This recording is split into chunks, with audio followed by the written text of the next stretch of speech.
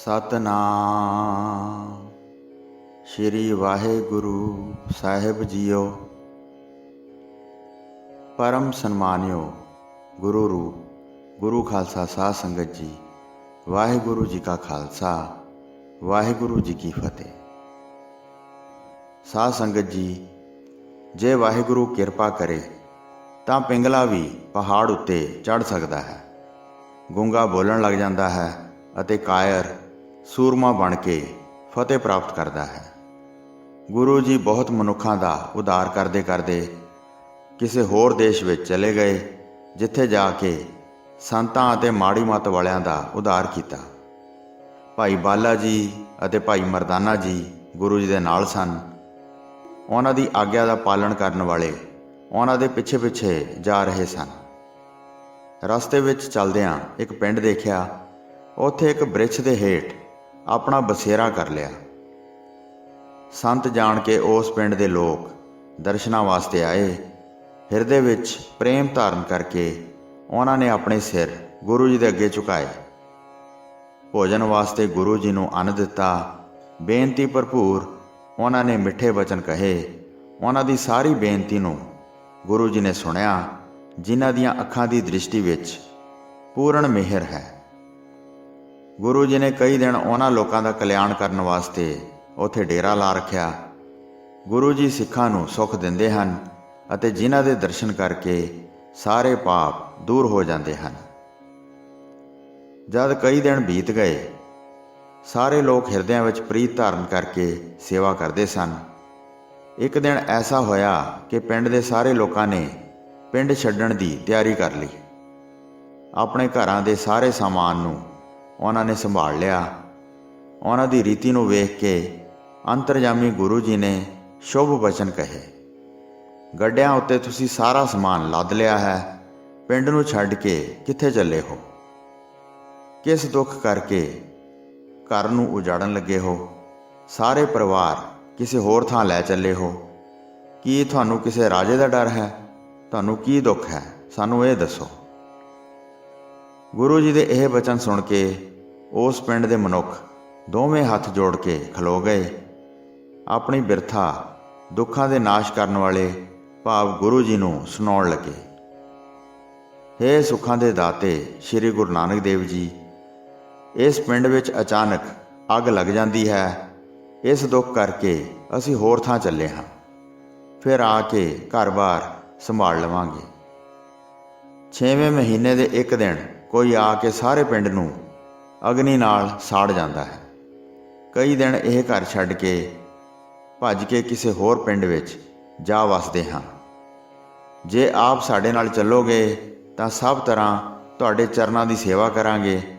तुसी परोपकारी संत रूप हो, बाकी जिवें तुहाडी इच्छा है। दयालता धारण करके गुरु जी ने वचन कहे। गुरु दी सिੱਖੀ धारण करो, फिर तुहाडे घर नहीं सड़नगे। सतनाम दा जाप करो, हिरदे विचों डर नूं दूर करो। मन भाउंदा वड्डा सुख प्राप्त करो अते शांति नाल अपने डेरे वसो। इस तो बाद कदी अग नहीं लगेगी। एक सुंदर धर्मशाला सवार के बनाओ। संतां ते फकीरां दी सेवा करो। कीर्तन दी महिमा दे भेद नूं समझो। यह सुन के वह हिरदे विच बहुत खुश होए। उन्हां ने फौरन सिੱਖੀ ग्रहण कर लई। वह किसी होर पिंड नूं ना गए अते गुरु जी दे वचन मन के अपने अस्थान ते ही रहे।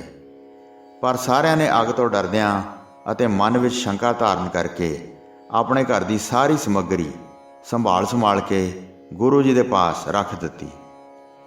सारे नर नारियां गुरु जी पास आके बैठ गए। गुरु जी ने उन्होंने नाम जपण का उपदेश दिता। अग का डर करके उन्होंने अपने घर छड्ड दिते अते गुरु जी के चरण कमलों के नेड़े बैठ गए। तद एक दैंत जिसका वड्डा विकराल रूप सी आउंदे नूं सारे नर नारियां ने वेख्या। उसदे पैर पाताल विच सन अते सिर आसमान नूं छूंदा सी। उसदा लाखा रंग सी अते वड्डे वड्डे दंद बड़े भयंकर सन। राखश ने जद उत्थे बैठे मनुखां नूं वेख्या तां अग वांग लाल अखां करके बड़े क्रोध विच आ गया अते मन विच कहा, मेरे डर करके ਇਹਨਾਂ ਨੇ ਇਹ ਥਾਂ ਛੱਡਿਆ ਹੈ, ਮੈਂ ਇਹਨਾਂ ਨੂੰ ਹੁਣ ਛੱਡਾਂਗਾ ਨਹੀਂ, ਸਾਰਿਆਂ ਨੂੰ ਚਬਾ ਜਾਵਾਂਗਾ। ਬੜੇ ਭਿਆਨਕ ਵੱਡੇ ਵੱਡੇ ਦੰਦ ਹਨ, ਜਿਨ੍ਹਾਂ ਨੂੰ ਜੀਭ ਨਾਲ ਚੱਟਦਾ ਹੈ। ਹੱਥ ਵਿੱਚ ਬਲਦੀ ਹੋਈ ਅੱਗ ਫੜੀ ਹੈ, ਜਿਹੜੀ ਮਨੁੱਖਾਂ ਨੂੰ ਬੜੀ ਹੀ ਦੁਖਦਾਇਕ ਲੱਗਦੀ ਹੈ। ਡਰੇ ਹੋਏ ਲੋਕ ਸਮਝਦੇ ਹਨ ਕਿ ਹੁਣ ਉਹਨਾਂ ਦੀ ਮੌਤ ਨੇੜੇ ਆ ਗਈ ਹੈ। ਉਹਨਾਂ ਦੇ ਰੰਗ ਪੀਲੇ ਪੈ ਗਏ ਅਤੇ ਮੂੰਹ ਸੁੱਕ ਗਿਆ। ਸੁੰਗੜੇ ਹੋਏ ਸਰੀਰ ਬੇਚੈਨ ਹੋ ਕੇ ਕੰਬਦੇ ਹਨ, ਵੇਖਣ ਦੀ ਹਿੰਮਤ ਨਹੀਂ ਰਹੀ ਤੇ ਉਹਨਾਂ ਨੇ ਆਪਣੀਆਂ ਅੱਖਾਂ ਬੰਦ ਕਰ ਲਈਆਂ। ਬਾਰ-ਬਾਰ ਕਹਿ ਰਹੇ ਹਨ, ਹੁਣ ਤਾਂ ਮਰਨਾ ਹੀ ਪੈਣਾ ਹੈ, ਕਿਸ ਦੀ ਸ਼ਰਨ ਵਿੱਚ ਜਾਈਏ। ਪਹਿਲਾਂ ਤਾਂ ਘਰ ਸੜਨ ਦੀ ਚਿੰਤਾ ਹੁੰਦੀ ਸੀ, ਹੁਣ ਤਾਂ ਪ੍ਰਾਣਾਂ ਦਾ ਵੀ ਅੰਤ ਨੇੜੇ ਆਇਆ ਜਾਪਦਾ ਹੈ। ਇਸ ਸਮੇਂ ਅਸੀਂ ਭੱਜ ਜਾਂਦੇ ਸੀ। ਇਸ ਕਿਰਪਾਲੂ ਸੰਤ ਨੇ ਸਾਨੂੰ ਕਹਿ ਕੇ ਰੱਖ ਲਿਆ ਹੈ, ਕੌਣ ਜਾਣਦਾ ਹੈ ਕਿ ਹੁਣ ਸਾਡੇ ਨਾਲ ਕੀ ਬੀਤੇਗੀ। ਜਿਉਂਦੇ ਬਚਾਂਗੇ ਕਿ ਪ੍ਰਾਣ ਗਵਾ ਬੈਠਾਂਗੇ। ਜਦ ਗੁਰੂ ਜੀ ਨੇ ਉਹਨਾਂ ਮਰਦ ਇਸਤਰੀਆਂ ਨੂੰ ਡਰ ਨਾਲ ਕੰਬਦੇ ਵੇਖਿਆ ਤਾਂ ਉਹਨਾਂ ਨੇ ਦੈਂਤ ਦੀ ਭੈੜੀ ਨੀਤ ਨੂੰ ਨਾਸ਼ ਕਰਨ ਵਾਸਤੇ ਉਸ ਵੱਲ ਭਿਆਨਕ ਦ੍ਰਿਸ਼ਟੀ ਕੀਤੀ। ਉਸ ਸਮੇਂ ਵਿਸ਼ਾਲ ਭਿਆਨਕ ਦੈਂਤ ਵਿਆਕੁਲ ਹੋ ਗਿਆ ਅਤੇ ਬੇਹੋਸ਼ ਹੋ ਕੇ ਧਰਤੀ 'ਤੇ ਡਿੱਗ ਪਿਆ, ਜਿਵੇਂ ਕੋਈ ਪੁਰਾਣਾ ਬ੍ਰਿਛ ਹਵਾ ਦੇ ਤੇਜ਼ ਵੇਗ ਨਾਲ ਜੜ੍ਹ ਤੋਂ ਉਖੜ ਕੇ ਧਰਤੀ 'ਤੇ ਡਿੱਗ ਪੈਂਦਾ ਹੈ। ਇਸ ਤਰ੍ਹਾਂ ਭਿਆਨਕ ਭਾਰਾ ਦੈਂਤ ਡਿੱਗ ਪਿਆ। ਉਸ ਦੇ ਸਰੀਰ ਦੀਆਂ ਸਾਰੀਆਂ ਕਾਮਨਾਵਾਂ ਖਤਮ ਹੋ ਗਈਆਂ ਸਨ। ਜਿਵੇਂ ਜਗਤ ਦੇ ਲੋਕ ਗੁਰੂ ਜੀ ਦੇ ਚਰਨਾਂ 'ਤੇ ਡਿੱਗਦੇ ਹਨ, ਇਸ ਤਰ੍ਹਾਂ ਉਸ ਨੇ ਵੀ ਡਿੱਗਦੇ ਸਮੇਂ ਆਪਣੇ ਸਿਰ ਨੂੰ ਗੁਰੂ ਜੀ ਦੇ ਚਰਨਾਂ ਵੱਲ ਡੇਗਿਆ। ਕਿਰਪਾ ਨਿਧਾਨ ਗੁਰੂ ਜੀ ਨੂੰ ਤਰਸ ਆਇਆ। ਉਹਨਾਂ ਨੇ ਵੇਖਿਆ ਕਿ ਅੰਤ ਨੂੰ ਦੈਂਤ ਵਿੱਚ ਦੀਨਤਾ ਆ ਗਈ ਹੈ। ਉਹਨਾਂ ਨੇ ਮਿਹਰ ਕਰਕੇ ਆਪਣੇ ਚਰਨਾਂ ਨੂੰ ਦੈਂਤ ਦੇ ਸਿਰ ਨਾਲ ਛੁਹਾਇਆ, ਜਿਹੜੇ ਸਭ ਸਿੱਖਾਂ ਦੇ ਸੁੱਖਾਂ ਦੇ ਘਰ ਹਨ। ਚਰਨ ਲੱਗਦਿਆਂ ਹੀ ਹੋਸ਼ ਆ ਗਈ ਅਤੇ ਉਸ ਦਾ ਸਰੀਰ ਸੁਚੇਤ ਹੋ ਗਿਆ। ਬੇਹੋਸ਼ ਜ਼ਖਮੀ ਨੂੰ ਜਿਵੇਂ ਸੰਜੀਵਨੀ ਬੂਟੀ ਲਗਾ ਦਿੱਤੀ ਹੋਵੇ। ਗੁਰੂ ਜੀ ਦਾ ਤੇਜ਼ ਪ੍ਰਭਾਵ ਵੇਖ ਕੇ ਬੜਾ ਨਿਮਰ ਹੋ ਗਿਆ ਤੇ ਮਨ ਬਹੁਤ ਦੀਨ ਹੋ ਗਿਆ। ਫਿਰ ਬੋਲਿਆ, ਮੇਰੇ ਅਪਰਾਧ ਨੂੰ ਮਾਫ ਕਰ ਦਿਓ। ਤੁਸੀਂ ਪਰਮੇਸ਼ਰ ਹੋ, ਜਿਨ੍ਹਾਂ ਨੇ ਸਾਧੂ ਦਾ ਵੇਸ ਧਾਰਨ ਕੀਤਾ ਹੋਇਆ ਹੈ। ਮੈਂ ਅਣਜਾਣ ਸੀ, ਤੁਹਾਡੀ ਮਹਿਮਾ ਜਾਣ ਨਹੀਂ ਸਕਿਆ। ਤੁਸੀਂ ਮਹਾਂਪੁਰਖ ਗੁਣਾਂ ਦੀ ਖਾਨ ਹੋ। ਮੈਂ ਤਾਂ ਸੋਚਿਆ ਸੀ ਕਿ ਇਹਨਾਂ ਲੋਕਾਂ ਪਾਸੋਂ ਈਨ ਮਨਾਵਾਂਗਾ, ਨਹੀਂ ਤਾਂ ਇਹਨਾਂ ਦੇ ਘਰ ਸਾੜ ਦਿਆਂਗਾ। ਹੁਣ ਤੁਹਾਡੇ ਚਰਨ ਕਮਲ ਸੁਹਾਏ ਹਨ। ਤੁਹਾਡੇ ਆਉਣ ਨਾਲ ਇਹਨਾਂ ਦੇ ਭਾਗ ਜਾਗ ਪਏ ਹਨ। ਇਹਨਾਂ ਸਭਨਾਂ ਦਾ ਹੁਣ ਤੁਸੀਂ ਕਲਿਆਣ ਕਰੋ। ਤੁਸੀਂ ਵੱਡੇ ਉਪਕਾਰੀ ਹੋ। ਮੈਂ ਤੁਹਾਡੇ ਦਾਸਾਂ ਦਾ ਦਾਸ ਹਾਂ। ਜਿਸ ਤਰ੍ਹਾਂ ਹੁਕਮ ਕਰੋਗੇ ਉਸ ਤਰ੍ਹਾਂ ਹੀ ਸਦਾ ਨਿਸ਼ਚੈ ਨਾਲ ਕਰਾਂਗਾ, ਜਿਸ ਨਾਲ ਮੇਰੇ ਸਾਰੇ ਕਸ਼ਟ ਮਿਟ ਜਾਣਗੇ। ਸ਼੍ਰੀ ਗੁਰੂ ਨਾਨਕ ਦੇਵ ਜੀ ਨੇ ਉਸ ਦੇ ਇਸ ਤਰ੍ਹਾਂ ਦੇ ਬੋਲ ਸੁਣੇ, ਜਿਨ੍ਹਾਂ ਵਿੱਚ ਬੜੀ ਸ਼ਰਧਾ ਅਤੇ ਪ੍ਰੀਤ ਭਰੀ ਹੋਈ ਸੀ। ਦਿਆਲ ਗੁਰੂ ਜੀ ਨੇ ਸਿੱਖਿਆਦਾਇਕ ਬਚਨ ਬੋਲੇ, ਇਸ ਪਿੰਡ ਵਿੱਚ ਇੱਕ ਧਰਮਸ਼ਾਲਾ ਬਣਾਓ। ਉਸ ਵਿੱਚ ਮਿਲ ਕੇ ਕੀਰਤਨ ਕਰੋ, ਸਤਿਨਾਮ ਦਾ ਉਚਾਰਨ ਕਰੋ, ਜਿਸ ਨਾਲ ਸਾਰੇ ਪਾਪ ਦੂਰ ਹੁੰਦੇ ਹਨ। ਆਪਣੇ ਸਿਰ 'ਤੇ ਰੱਖ ਕੇ ਜਲ ਭਰ ਕੇ ਲਿਆਓ। ਜਿੱਥੇ ਮਨੁੱਖ ਵਾਹਿਗੁਰੂ ਦੀ ਭਗਤੀ ਕਰਦੇ ਹੋਣ, ਉਹਨਾਂ ਨੂੰ ਜਲ ਛਕਾਓ। ਸੇਵਾ ਕਰਨ ਨਾਲ ਮਨ ਨਿਰਮਲ ਹੋ ਜਾਂਦਾ ਹੈ। ਜਨਮਾਂ ਜਨਮਾਂ ਦੇ ਪਾਪ ਦੂਰ ਹੋ ਜਾਂਦੇ ਹਨ।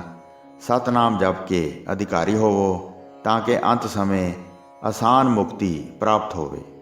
ਜਗਤ ਗੁਰੂ ਜੀ ਦੇ ਬਚਨ ਸੁਣ ਕੇ ਮੰਨ ਕੇ ਸਿਰ 'ਤੇ ਧਰ ਲਏ। ਸੁੰਦਰ ਧਰਮਸ਼ਾਲਾ ਬਣਾਈ ਤੇ ਮਨ ਨੂੰ ਨਿਮਰ ਕਰਕੇ ਸੇਵਾ ਕਰਨ ਲੱਗ ਗਿਆ। ਗੁਰੂ ਜੀ ਧਰਮਸ਼ਾਲਾ ਵਿੱਚ ਬੈਠੇ ਅਤੇ ਮਨੁੱਖਾਂ ਨੂੰ ਉਪਦੇਸ਼ ਦਿੱਤਾ, ਨਾਮ ਜਪੋ। ਵਿਸ਼ਾਲ ਕੀਰਤਨ ਕਰਨ ਲੱਗੇ। ਗੁਰੂ ਜੀ ਨੇ ਸਭ ਨੂੰ ਭਗਤੀ ਦੀ ਰੀਤ ਸਿਖਾਈ। ਨੇੜੇ ਦੇ ਪਿੰਡ ਅਜਿਹੀ ਰੀਤੀ ਸੁਣ ਕੇ ਬੜੀ ਪ੍ਰੀਤ ਨਾਲ ਗੁਰੂ ਜੀ ਦੇ ਦਰਸ਼ਨ ਕਰਨ ਆਉਂਦੇ ਸਨ। ਵੇਖ ਵੇਖ ਕੇ ਬੰਦਨਾ ਕਰਕੇ ਖੁਸ਼ ਹੁੰਦੇ ਸਨ। ਭੈੜੀ ਮੱਤ ਤੱਜ ਕੇ ਭਗਤੀ ਦੀ ਸਿੱਖਿਆ ਲੈਂਦੇ ਸਨ। ਦੇਸ਼ ਵਿੱਚ ਸਿੱਖੀ ਰੀਤੀ ਚੱਲ ਪਈ, ਜਿਸ ਕਰਕੇ ਜਗਤ ਦੇ ਕਲੇਸ਼ਾਂ ਤੋਂ ਛੁਟਕਾਰਾ ਹੋ ਗਿਆ। ਇਸਤਰੀ ਪੁਰਸ਼ ਬਾਰ-ਬਾਰ ਆਪਸ ਵਿੱਚ ਕਹਿੰਦੇ ਸਨ, ਉਪਕਾਰੀ ਪਰਮੇਸ਼ਰ ਸਰੂਪ ਹਨ। ਚਿੜੀਆਂ ਵਾਂਗ ਪੁਰਸ਼ਾਂ ਦੀ ਸੇਵਾ ਬਾਜ਼ ਵਾਂਗ ਦੈਂਤ ਪਾਸੋਂ ਕਰਵਾ ਕੇ ਦੈਂਤ ਦਾ ਮਨ ਦੀਨ ਕਰ ਦਿੱਤਾ। ਬੱਕਰੀਆਂ ਵਾਂਗ ਪੁਰਸ਼ਾਂ ਦੇ ਚਰਨਾਂ ਵਿੱਚ ਸ਼ੇਰ ਵਾਂਗ ਦੈਂਤ ਪਵਾ ਕੇ ਦੈਂਤ ਨੂੰ ਮਸਕੀਨ ਬਣਾ ਦਿੱਤਾ। ਕਈ ਦਿਨ ਗੁਰੂ ਜੀ ਉਸ ਸਥਾਨ 'ਤੇ ਰਹੇ ਅਤੇ ਸਿੱਖੀ ਮਾਰਗ ਨੂੰ ਪ੍ਰਗਟ ਕੀਤਾ। ਸਤਨਾਮ ਦਾ ਜਾਪ ਜਪਾਇਆ, ਦੇਸ਼ ਨੂੰ ਖੋਟੇ ਰਾਹ ਤੋਂ ਹਟਾ ਕੇ ਚੰਗੇ ਰਾਹ ਪਾਇਆ। ਸ਼੍ਰੀ ਗੁਰੂ ਨਾਨਕ ਦੇਵ ਜੀ ਪਰਉਪਕਾਰੀ ਨੇ ਫਿਰ ਉਸ ਸਥਾਨ ਤੋਂ ਚੱਲਣ ਦੀ ਇੱਛਾ ਧਾਰਨ ਕੀਤੀ। ਉਹਨਾਂ ਲੋਕਾਂ ਪਾਸੋਂ ਵਿਦਾ ਹੋ ਕੇ ਕਿਸੇ ਹੋਰ ਸਥਾਨ 'ਤੇ ਚਲੇ ਗਏ। ਸੋ ਸਾਧ ਸੰਗਤ ਜੀ, ਇੱਥੇ ਸ਼੍ਰੀ ਗੁਰੂ ਨਾਨਕ ਪ੍ਰਕਾਸ਼ ਗ੍ਰੰਥ ਦਾ 12ਵਾਂ ਅਧਿਆਇ ਸਮਾਪਤ ਹੁੰਦਾ ਹੈ ਜੀ। ਪ੍ਰਸੰਗ ਸੁਣਾਉਂਦੇ ਹੋਈਆਂ ਅਨੇਕ ਭੁੱਲਾਂ ਚੁੱਕਾਂ ਦੀ ਖਿਮਾ ਬਖਸ਼ਣੀ ਜੀ। ਦਾਸ ਨੂੰ ਆਗਿਆ ਦਿਓ। ਵਾਹਿਗੁਰੂ ਜੀ ਕਾ ਖਾਲਸਾ, ਵਾਹਿਗੁਰੂ ਜੀ ਕੀ ਫਤਿਹ।